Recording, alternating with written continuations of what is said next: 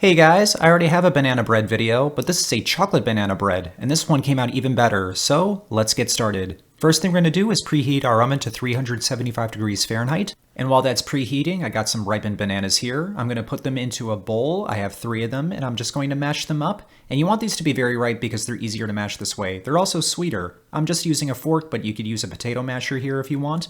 And I'm just going to mash them up until I get almost like a pudding-like consistency. And now I'm going to add an egg, some granulated sugar, some light brown sugar. I'm going to add some avocado oil, but you could use vegetable oil if you'd like. I'm also adding some peanut butter, and when you're measuring it, just go ahead and eyeball it because honestly it's easier that way. I also added some maple syrup, some Dutch processed cocoa powder, all-purpose flour, baking soda, baking powder, some salt, vanilla extract, and whole milk. So that's it for our batter. I'm going to take a whisk and just mix this up, and you don't want it to be super smooth because if you overmix the batter, it will come out rubbery and we want a nice and tender banana bread. If you end up with a little bit of flour left in your batter, do not worry. That's actually kind of a good thing. In a way, it's almost like making pancake batter.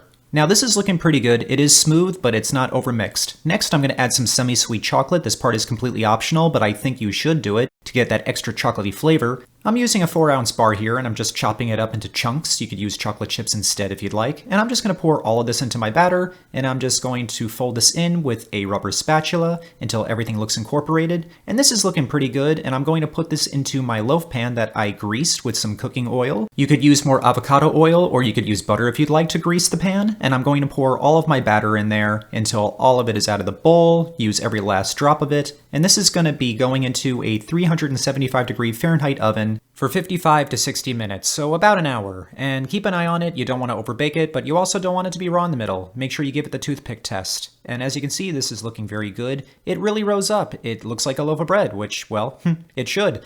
And this is smelling absolutely wonderful, very chocolatey. I'm glad I put those chocolate chunks in there, but we haven't dug into it yet. I let it cool off for about 10 minutes before I let it slide out of the pan, and this is going to cool off a little bit longer. I do want to eat it while it's warm, but I don't want to eat it while it's super hot. If you do that, the bread could actually fall apart on you as you're trying to cut into it. But this has been cooling off for about 20 minutes now, and it's still warm, but it is easy to cut into, and this is looking great on the inside. It looks fluffy, but it also looks very fudgy, which is what I was going for. I'm going to get another slice out of here so that you can really see the inside, and you can see the little bits of banana, you can see the chunks of chocolate in there, and wow, it just smells wonderful. I'm getting this nice shot for the video as I bite into it, and the verdict is, well, obviously it's going to be great. I've been praising it this whole time, and yeah, it is. It's really, really good.